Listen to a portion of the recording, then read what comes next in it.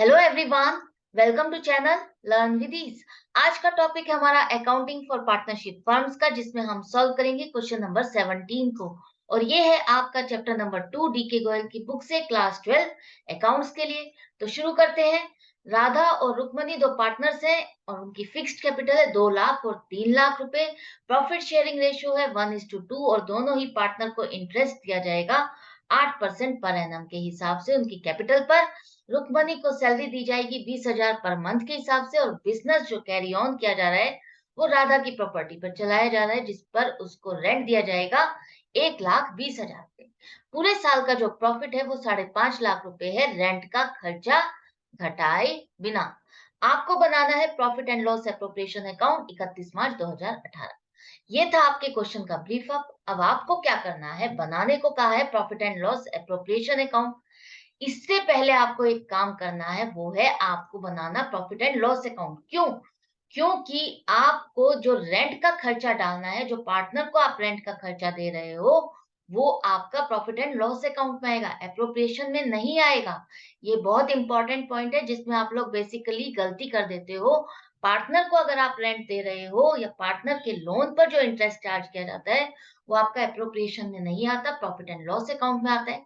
तो सबसे पहले क्रेडिट साइड पर आप प्रॉफिट लिखो 5.5 लाख रुपए, और इसमें से लेस करोगे, खर्चे वाली साइड पर लिखोगे रेंट का खर्चा 1,20,000 रुपए। अब जो प्रॉफिट बच गया है 4,30,000 रुपए, ये आपका एप्रोप्रिएशन में जाएगा। ये मेन पॉइंट था जिसको ये जज करना चाहते थे कि आपने अपने आप को कितना हार्ड वर्क करके, प्रैक्टिस करके अपने आप के कॉन्सेप्ट्स को क्लियर किया है।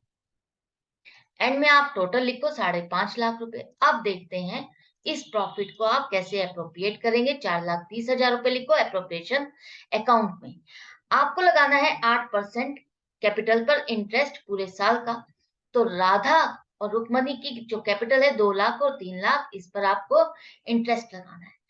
यहाँ पर जो अब आपको एक इंपॉर्टेंट पॉइंट है जिस पर ध्यान देना है, यहाँ लिखा गया है फिक्स्ड कैपिटल। फिक्स्ड कैपिटल का मेथड फॉलो किया जा रहा है इस फर्म में, मतलब कि दो कैपिटल अकाउंट बनाए जाएंगे पार्टनर्स के, एक तो फिक्स्ड कैपिटल और दूसरा करंट अकाउंट। तो जितनी भी एडजस्टमेंट्स आप करोगे, इंटरेस्ट ऑन कैपिटल, प्रॉफिट, जो भी सैलरी है, वो आप कहाँ लिखोगे? करंट अकाउंट में एडजस्टमेंट्स करोगे। तो आप लिखोगे राधा करंट अकाउंट, कैपिटल नहीं, करंट अकाउंट लिखोगे। और यहाँ पर जो उसका पूरे साल का इंटरेस्ट बनेगा 2 लाख पर 8% के हिसाब से 16,000 रुपए। इसी तरह से रुक्मणी करंट अकाउंट लिखो, 3 लाख पर 8% पूरे साल का आपका 24,000 होगा। तो यहाँ पर टोटल इंटरेस्ट हो गया आपका 40,000।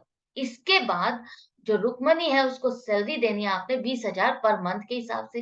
तो पूरे साल की सैलरी हो जाएगी उसकी 2,40,000। अब यहाँ पर ये सब एडजस्टमेंट्स करने के बाद आपको देखना है आप कितना प्रॉफिट बचा है, जिसे आप इन दोनों पार्टनर्स में डिस्ट्रीब्यूट करोगे।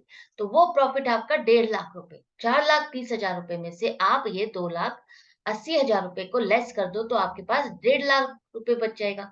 इसको अब आप डिवाइड करोगे, डिस्ट्रीब्यूट करोगे 1:2 की रेशियो में, मतलब कि 1+2, 3 हिस्सों में डिवाइड करोगे 1.5 लाख रुपए को। तो एक हिस्सा आ जाएगा, एक पार्ट बनेगा आपका 50,000 रुपए। तो एक पार्ट देना है आपको राधा को, 1 पार्ट लिखा है ना राधा के लिए, तो आप 1 पार्ट दोगे राधा को 50,000 रुपए का, और 2 पार्ट मिलेंगे रुक्मणी को, मतलब कि 50,000 वाले 2 पार्ट, तो 1 लाख रुपए हो गया।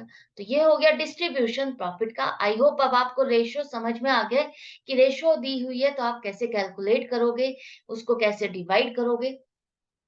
अब यहाँ पर लिखो, to profit transfer to Radha current account 50,000, Rukmani current account 1 lakh रुपए, और 1.5 लाख रुपए आपने इस तरह से डिस्ट्रीब्यूट कर दिए। तो ये बन गया है आपका profit and loss appropriation account, जहां पर आपने 4,30,000 रुपए जो आपका प्रॉफिट था रेंट के खर्चे को घटाने के बाद आपने डिस्ट्रीब्यूट कर दिया है पार्टनर्स में, इनके एडजस्टमेंट्स के अकॉर्डिंग, इनकी पार्टनरशिप डीड के अकॉर्डिंग। तो अब आप एंड में लिखो 4,30,000 रुपए। ये आपका क्वेश्चन कंप्लीट हो गया है। आई होप आपको ये अच्छा लगा है, समझ में आ गया है। धीरे धीरे हमारे सारे कॉन्सेप्ट क्लियर होते जा रहे हैं। छोटे छोटे पॉइंट्स हैं जो बहुत बहुत इंपॉर्टेंट होते हैं, यहीं पर हम गलती कर जाते हैं और अपने फ्री के मार्क्स कटवाए आते हैं। तो ये गलती आपको नहीं करनी है। आपको अपनी प्रैक्टिस जारी रखनी है, हर क्वेश्चन को ध्यान से सॉल्व करना है। 2 मिनट ही लगती है, लेकिन सॉल्व ज़रूर करो, वर्बली ही करो, चाहे मेरे साथ ज़रूर सॉल्व करो ताकि आपके कॉन्सेप्ट स्ट्रॉन्ग होते जाएँ। प्रैक्टिस बनी रहेगी तो आपको याद रहेगा कि आपको किस तरह से सॉल्व करना है। अच्छा लग रहा है तो सब्सक्राइब करो, लाइक करो, शेयर करो अपने फ्रेंड्स के साथ। ऑनलाइन क्लासेस के लिए आप मुझे व्हाट्सएप भी कर सकते हो। Good bye and take care.